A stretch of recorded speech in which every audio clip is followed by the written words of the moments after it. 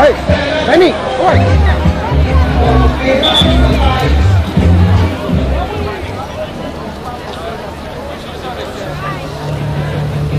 Concordia contingent arriving.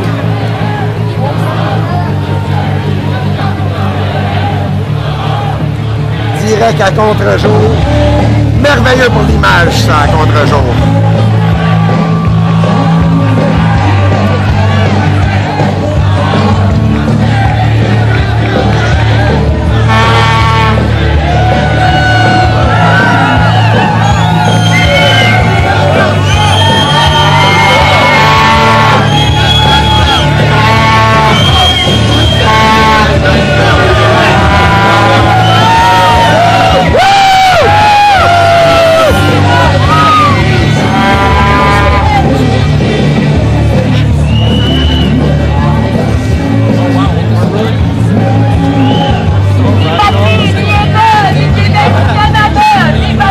Concordia, but actually it's McGill. It's both. It's both. It's McGill and Concordia. Hello. You know what I said?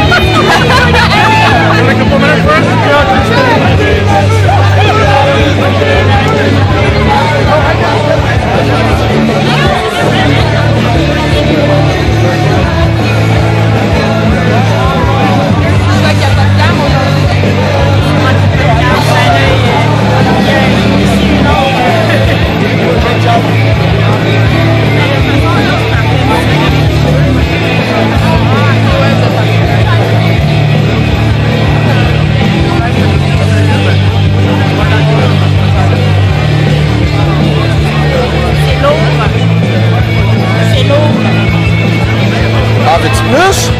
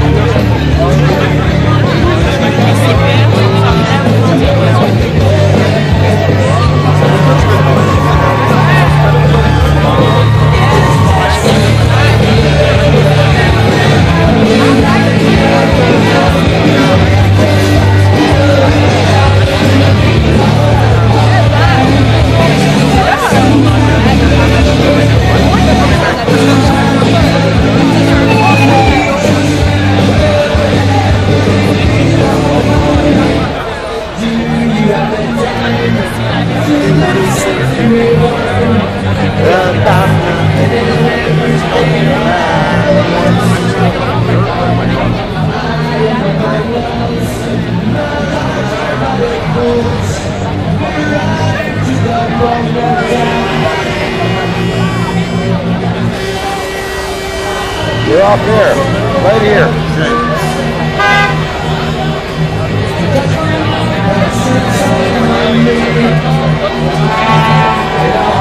Un autre contingent qui arrive. Arrival of another contingent.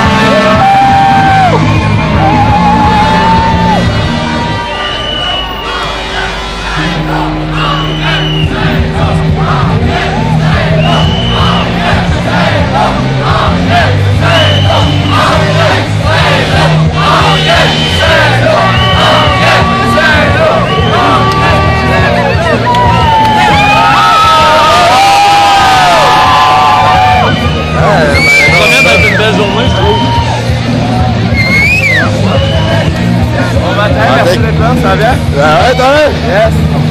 C'est qu'on a météo sur notre bord.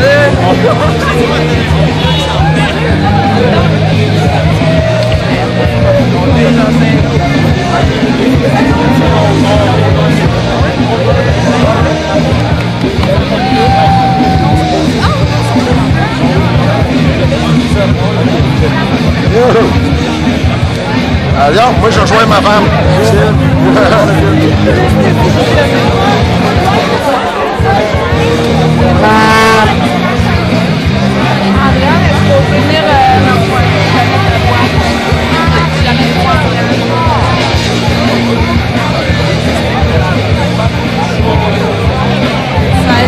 plus en avant.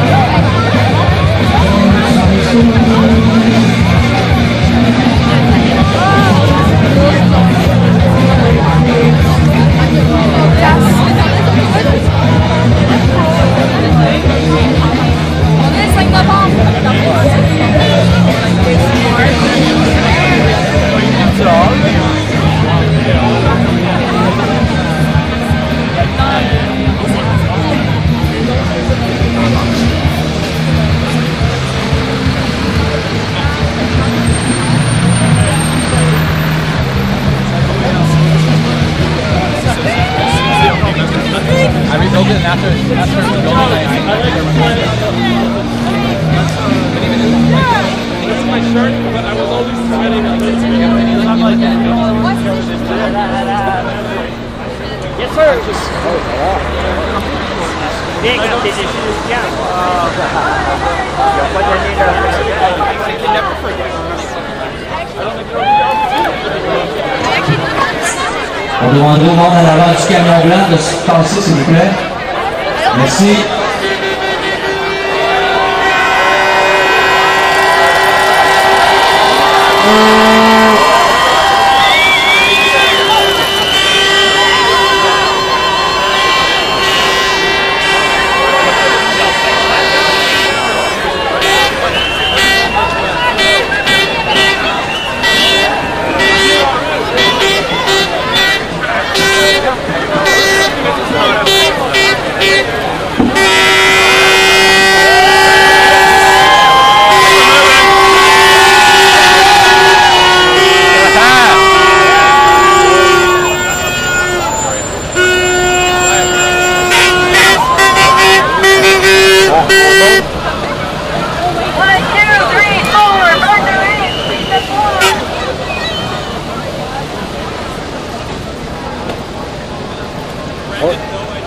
Hey, Pat! Not bad!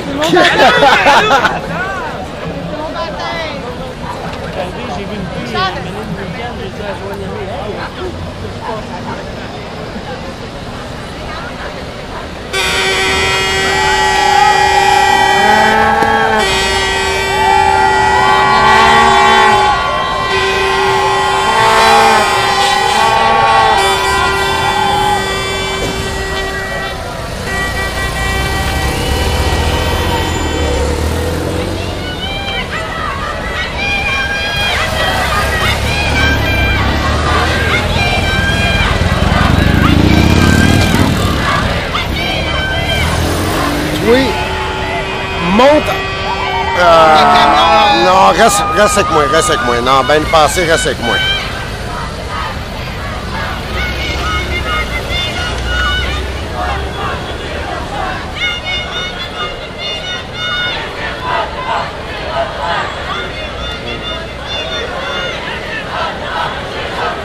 Ah, c'est-tu aussi qu'on s'en va, là? Il y a quelqu'un qui est en charge du trajet, puis lui, il le sait, mais nous autres, non. Ah, 1h27.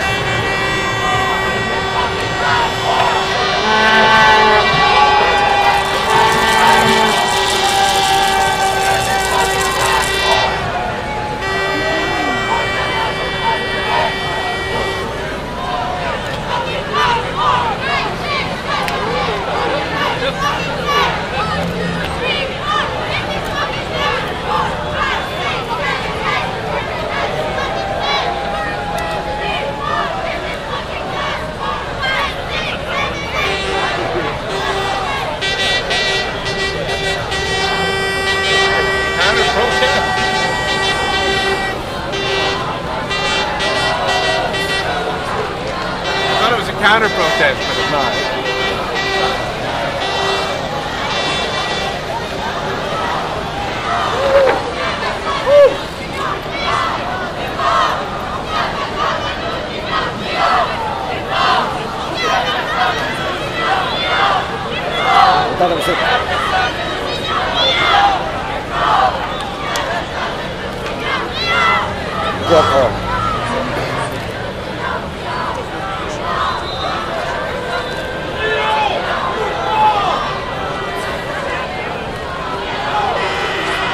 On est toujours en direct de la grande manifestation nationale organisée par l'AC sur les ondes de 99media.org. We are still live from the national protest organized by the AC Student Union on 99media.org.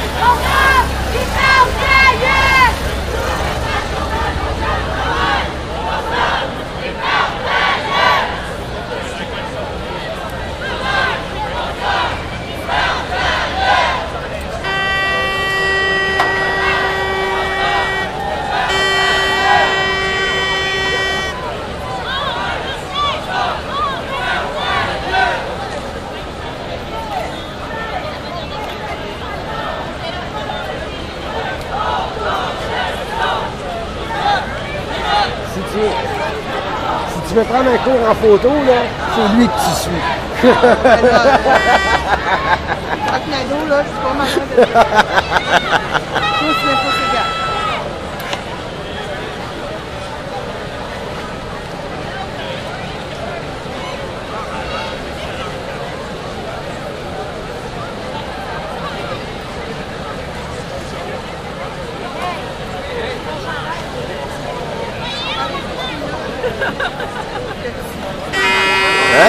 Toujours un petit nom pour lui.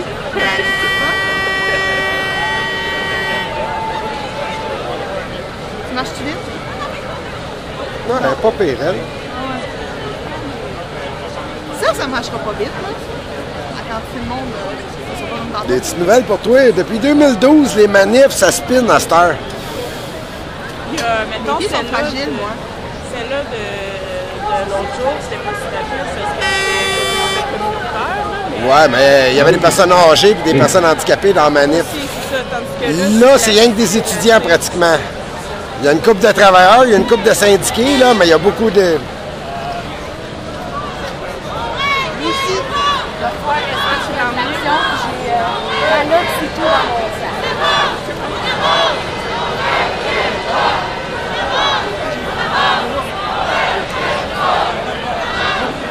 Hey, je le veux. Ben, je l'ai pris tantôt, là. Un kilt, veston et... Bonjour tout le monde! Qui nous rejoint dans la rue aujourd'hui? J'ai une traditionnelle mais nécessaire question. Êtes-vous en colère?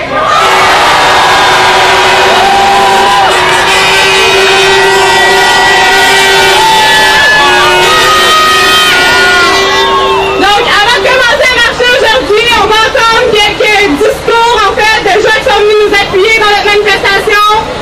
Pour commencer, on va accueillir Fanny Tania-Cloutier, qui est élue sur l'exécutif du syndicat des profs de Nord-Victorin.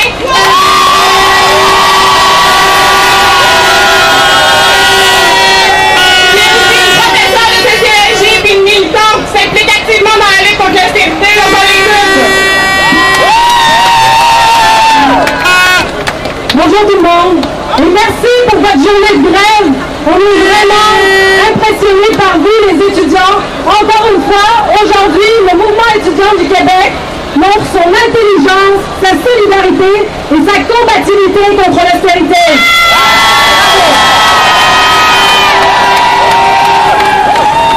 On est fiers, nous, profs de cégep, de vous avoir à nos côtés dans cette lutte contre l'austérité parce que vous incarnez le projet d'une éducation qui nous est chère. Construire des citoyens et des citoyennes qui sont éduqués, qui sont critiques et donc qui sont engagés pour changer la société.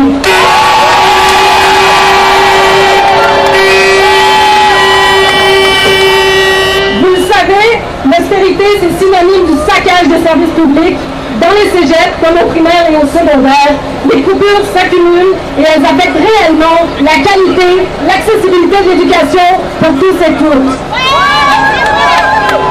La négociation de nos conditions de travail, c'est l'autre face de la même médaille. La lutte à l'austérité et la lutte aux conditions de travail dans les services publics et dans le communautaire, c'est indissociable.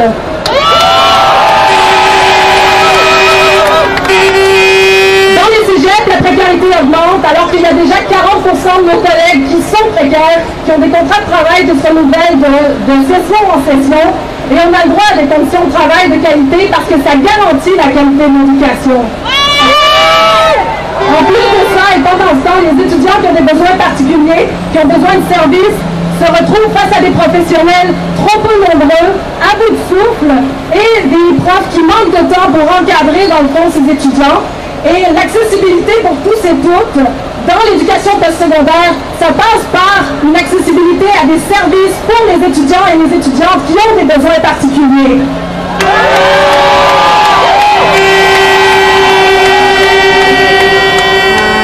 Mais l'austérité dans les cégeps, c'est plus que des coupures, en fait, des coupures qui sont évidemment inacceptables, mais en plus, c'est une attaque à toutes les structures démocratiques qui existaient et qui faisaient ce que les cégeps étaient au Québec. c'est-à-dire le projet d'autogestion, c'est les départements, c'est les commissions pédagogiques, c'est les étudiants, les profs, tous les employés des cégeps qui sont en train de se voir retirer du pouvoir qu'ils avaient sur leurs institutions d'éducation. Or, les cégeps, il va falloir le rappeler, c'est nous tous et toutes.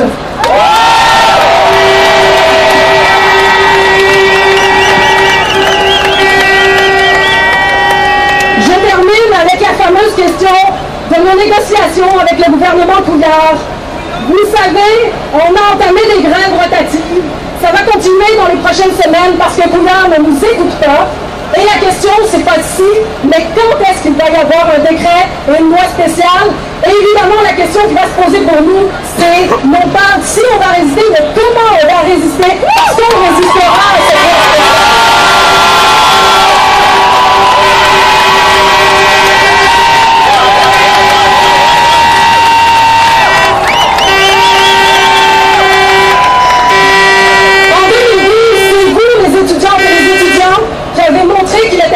de défier une loi, et les citoyens et les citoyennes qui nous ont suivis dans la rue sont descendus pour dire que les lois qui sont injustes, qui sont iniques, on ne les laissera pas passer et on va se défendre tous ensemble. Alors on a besoin de vous et solidarité dans cette lutte contre l'austérité qui ne se terminera pas avec la signature des conventions collectives, mais qui va continuer. Solidarité!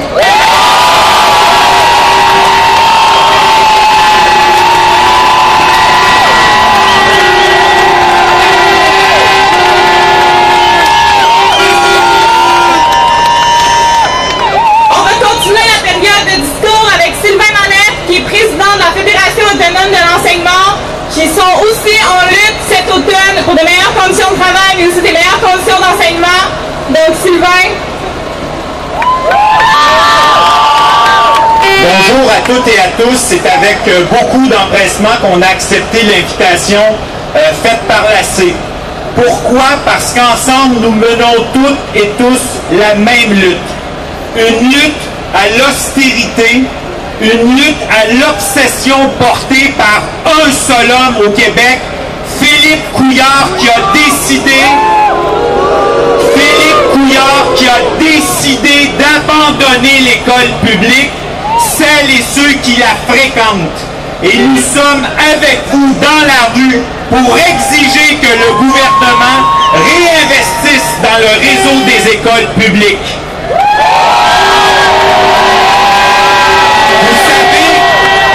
Le gouvernement nous dit, il n'y a pas d'argent, c'est pas possible. Là, il faut respecter la capacité de payer des citoyennes et des citoyens. Pourtant, le gouvernement libéral a décidé, en 24 heures, de soutenir Bombardier en trouvant 1,3 milliard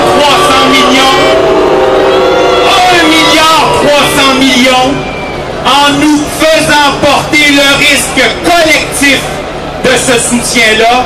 Et il dit aux gens qui travaillent dans les écoles publiques et à celles et ceux qui la fréquentent, il n'y aura pas un sou de plus. Vous devrez faire toujours plus avec toujours moins. Les enseignantes et les enseignants disent non, nous allons lutter à vos côtés.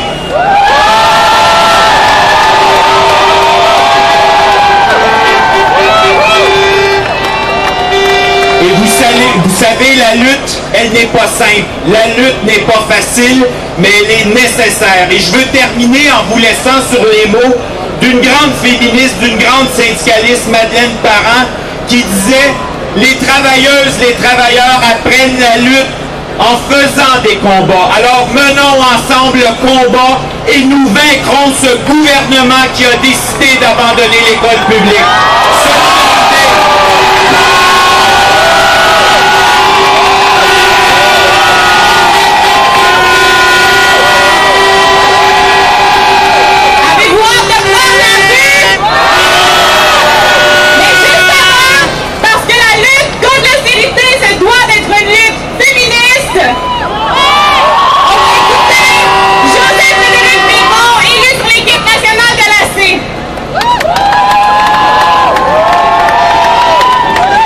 Bonjour camarades, je suis vraiment fière d'être devant vous pour parler de la lutte en tant que lutte féministe. Donc, nous avons en commun que l'austérité s'applique sur chacun et chacune d'entre nous, peu importe la manière dont elle nous touche. Et peu importe la manière dont l'austérité nous touche, il faut l'appeler parce qu'elle est réellement de la violence. Je parle de violence d'un gouvernement insensible et méprisant à l'égard des citoyennes et des citoyens vulnérables. Je parle de la violence des politiques austères à l'égard des bénéficiaires de l'aide de dernier recours, des personnes handicapées ou des minorités. Mais je parle surtout de la violence des politiques austères contre les femmes. En privatisant progressivement les services publics sur le dos des citoyennes et au profit du secteur privé, le gouvernement abandonne sa mission de redistribuer les richesses. Dans les bureaux des ministres, les décisions prises d'un coup de crayon ont l'effet d'un coup de poignard contre les acquis féministes obtenus de haute lutte.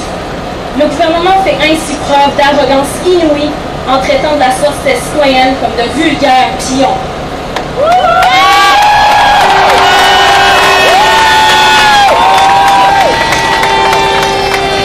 Rappelons-nous, les femmes occupent près des 3/4 des emplois relevant du secteur public et le tiers des femmes qui ont un emploi travaillent au public. Elles sont également les principales bénéficiaires de services de santé, d'éducation, de l'aide aux familles ou des CPE. Lorsque le gouvernement coupe sans discernement dans les centres régionaux de santé publique, dans le Conseil du statut de la femme, dans le financement des organismes communautaires, qu'il compresse le salaire de la fonction publique et augmente les frais pour les services de garde, il est évident que le gouvernement fait violence aux femmes.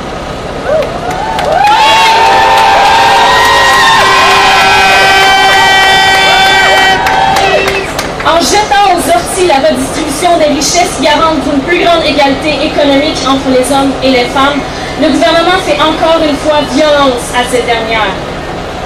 Face à ces violentes attaques antiféministes du gouvernement contre nos acquis, plus que jamais apparaît la nécessité d'un mouvement féministe combatif et créatif afin de lutter contre la privatisation.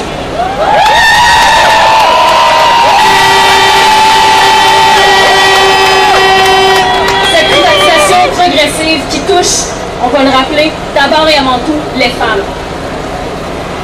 Face à l'austérité, cessons d'être silencieuses. Élevons nos